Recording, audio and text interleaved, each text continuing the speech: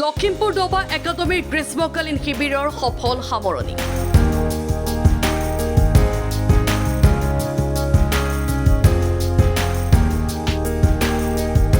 এই সামৰণি অনুষ্ঠানত 50ৰো অধিক প্ৰশিক্ষাৰ্থীক প্ৰদান কৰা হয় পত্ৰ।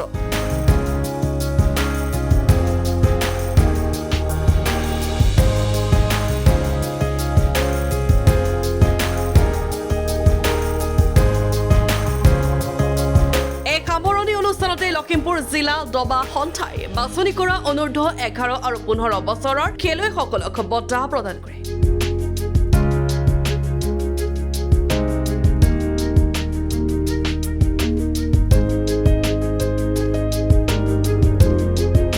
বঁটা লাভ কৰি সুখী এই সকলো ছাত্ৰ ছাত্ৰী। যথেষ্ট নতুন নতুন কথা শিকিছোঁ ইয়াত আহি আগতে নিশিকা আৰু যথেষ্ট পৰিমাণে উপকৃত হৈছোঁ। एक्चुअली वो चेस का जो स्टेप बाय स्टेप्स होता है वो सीखा है और टीचर्स अच्छे एक्चुअली तो लाइक स्टेप बाय स्टेप सिखा रहा है।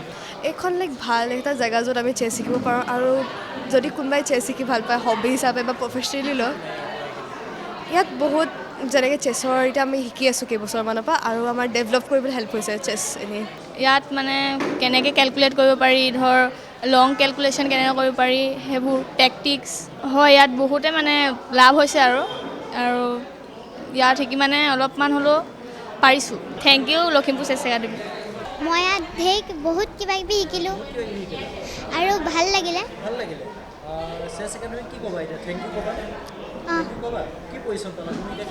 ফাৰ্ষ্ট মই হ'ল কেইদিন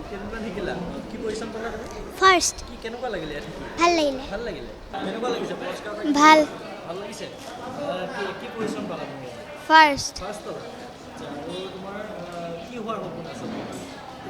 মোৰ গ্ৰেণ্ড মাষ্টাৰ মই লখিমপুৰ চেছ একাডেমী সদায় থেংক ইউ কৈছোঁ। লখিমপুৰ কমাৰ্চ কলেজৰ সমীপত থকা দবা একাডেমীত আগষ্টৰ প্ৰথম সপ্তাহৰ পৰাই আৰম্ভ হ'ব দবা প্ৰশিক্ষণ। ক্লাছটো আমি আগষ্টৰ ফাৰ্ষ্ট উইকৰ পৰা ভাবিছোঁ আৰু ধৰক আমি যেনেকৈ বেলেগ দেশবিলাকত যেনেকৈ আমাৰ কোৰ্চ ৰেডি হয় সেই কোৰ্চৰ মতে আমি কৰি যাম। আমাৰ এটা কোৰ্চ ৰেডি কৰিম প্ৰতিটো ষ্ট্ৰেন্থৰ প্লেয়াৰৰ কাৰণে। আপোনাৰ একদম সৰু 3-4 বছৰীয়া ল'ৰা ছোৱালীৰ পৰা একেবাৰে আপোনাৰ যিমান বয়স হওক লাগিলে ভেটেৰানো হওক তেওঁলোকেও মানে ধৰক ইয়াত পাৰ্টিচিপেট কৰিব পাৰিব বা ক্লাছবিলাক অংশগ্ৰহণ কৰিব পাৰিব। গতিকে ইচ্ছুক ছাত্ৰ ছাত্ৰীসকলে এই দবা একাডেমীত নামভৰ্তি কৰি ল'ব পাৰিব প্ৰশিক্ষণ। এডমিশ্যন ল'বলৈ হ'লে আমিতো নিজে হ'লেও এনাউন্স কৰিম বা ইয়াত আপোনালোকৰ কণ্টেক্ট নাম্বাৰ আমি দি দিম আৰু আমি গুগল ফৰ্ম হয়তো আপোনালোকে আমাক কণ্টেক্ট কৰাৰ পিছত আমি গুগল ফৰ্ম দি দিম, আপোনালোকে ফিল কৰিব, তাৰপিছত ধৰক আমি যোগাযোগ কৰিম।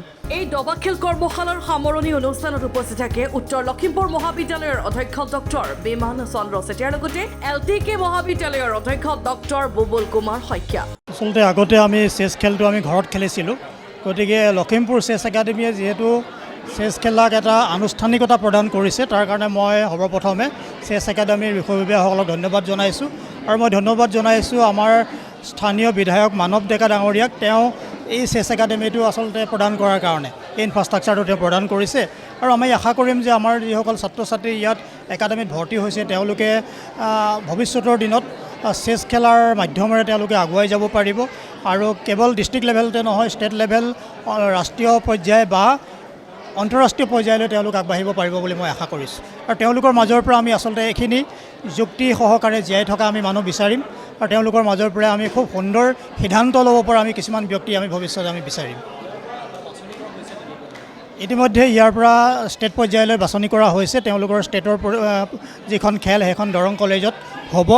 মই সেই খেলুৱৈসকললৈ শুভেচ্ছা জনাইছোঁ, তেওঁলোকে যাতে তাতো ভাল ফলাফল দেখুৱাব পাৰে। মই ভাবিছোঁ যে এইটো লখিমপুৰ চেছ একাডেমীয়ে যিটো আমাৰ লখিমপুৰৰ ছাত্ৰ ছাত্ৰীসকলক ক্ৰীড়াপ্ৰেমী বিশেষকৈ চেছ খেলুৱৈ ছাত্ৰ ছাত্ৰীসকলক যিটো প্লেটফৰ্ম দিছে তাতকৈ আৰু ডাঙৰ কথা একো নাই আৰু এই প্লেটফৰ্মৰ পৰা আমি ভাবিছোঁ এই অনুষ্ঠানৰ যোগেদিয়ে এদিন এই লখিমপুৰৰ চেছ খেলুৱৈসকলে ৰাষ্ট্ৰীয় আন্তঃৰাষ্ট্ৰীয় পৰ্যায়ত খেলিবলৈ উপনীত হ'ব। সেয়াই আমাৰ লখিমপুৰৰ কাৰণে সৌভাগ্য হ'ব।